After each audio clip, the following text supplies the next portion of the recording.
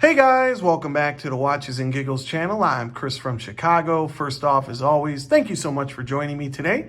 If you're new to the channel, welcome. Thank you for stopping by. And if you're returning, thank you so much for coming back. I do appreciate it. And guys, if you are returning, I do really appreciate it. It's been about, 5 or 6 months since I dropped my last vid. Took a little break from YouTube, from watches, spent some time with family, did some traveling. Really just took a step back to decompress from the whole scene, but I missed everyone. I missed talking watches. In 2023, I'm going to rededicate myself, hopefully drop a video every Monday, and I'm just happy to be back. So thank you all for returning if you've done so. And today I bring to you a new watch in my collection. Happy to do so.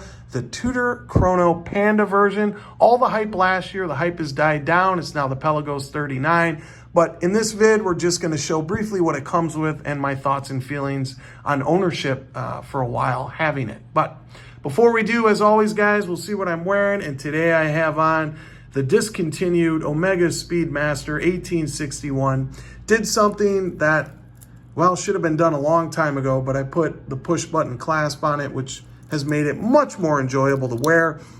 I briefly had the 3861 bracelet on it, but for me with the 7.5-inch wrist, it doesn't make that big of a difference to have the original butch, beefy, manly bracelet on it.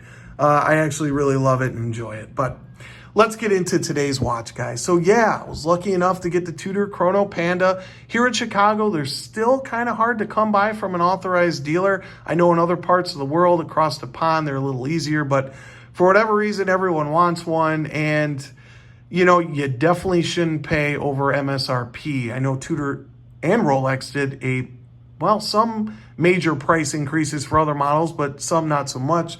This one here, talking American dollars, guys, was $5,325, I believe, and now it's small increase to $5,450. But with tax here in Chicago, you're up to about $6,000 for this watch. And do not pay over MSRP. You can get them used, oh my goodness, for I'd say between $5,000 and $4,500 probably. So yeah, that whole thing when they first came out, they were going for $7-8 for a Tudor, guys. That's not a game that should be played, especially now in 2023. We'll get into another video later, but with watches and economics, we may be in for some hurting come 2023. But let's get into the watch and what it comes with briefly. So you'll get the hang tag, which on the back, it'll have the serial number and model number. You do get the user manual, shows you how to operate your beautiful Tudor chronograph. And you also get this wonderful guarantee card, which Tudor did. Now Rolex did gold around the edges. Tudor has now done red, which is kind of cool. And then, you'll get the date, the model number, and the serial number, which I just covered up. Any extra links, I have a huge wrist, so only one out for me. And now that that's over with, let's get into this beautiful watch. And I would like to start off with the dial. As Rolex, sister company of Rolex, Tudor calls it opaline. And in the light, guys, it shimmers. It's almost like a silvery color in the light. It's more dynamic, this dial, than I thought it would be, and it's absolutely stunning. I absolutely love it. I love the touch of red, which, funny, in a chronograph they have it illustrated here in red, the dive depth, which is 200 meters, 660 feet. So is it a dive watch? Is it a chronograph? Well, I guess it's both.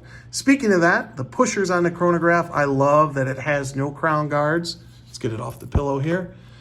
And the Tudor rose there is absolutely gorgeous. I love that touch.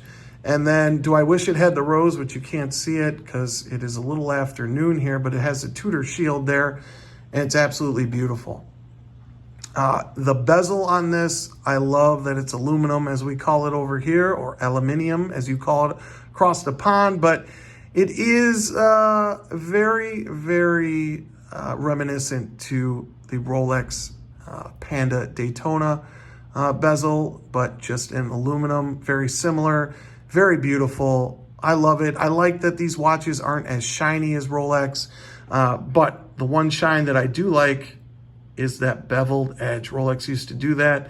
They do not anymore. I think actually, guys, now that I think about it, for the deep sea challenge, they actually do have a beveled edge on it, ironically, but that watch really isn't wearable.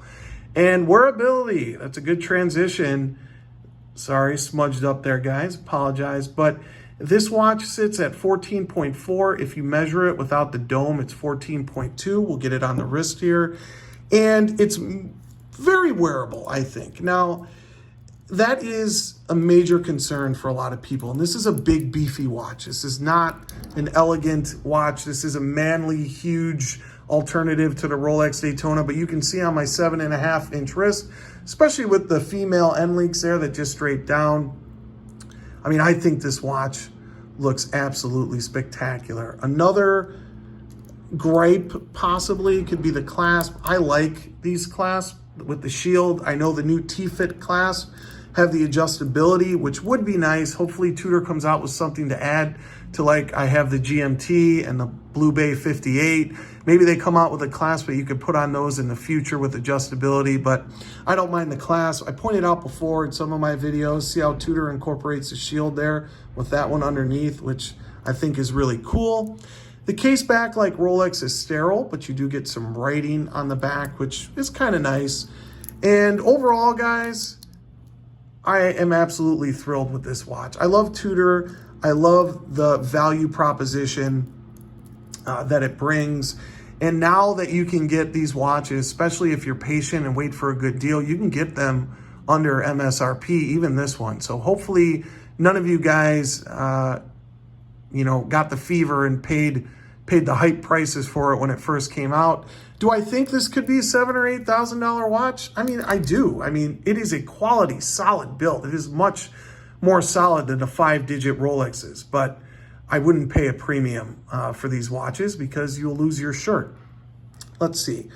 I'm trying to think of other negatives as well as positives, but obviously this one, like the Tudor GMT and the Black Bay 58, have the riveted bracelets. They are, not real. They're fake rivets.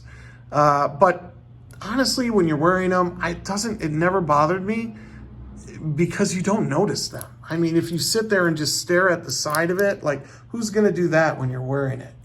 I mean, not many people. But if you have a smaller wrist, like the Tudor GMT, this one is not as top heavy. I think they fixed it a little bit. It's a little bit thinner. But if you have a smaller wrist, obviously that's why a lot of people dump these, because it is a big, cumbersome watch. But I believe this one is less heavy than the Tudor GMT. But overall, guys, I'm just really thrilled with this watch, and we'll give it a more in-depth, thorough review later. But I'm happy to be back. I'm happy to show you this watch, and we will talk again next Monday, guys. So hope everyone's doing well. Hope everyone's safe, and I'll catch you in the next one, guys. Take care.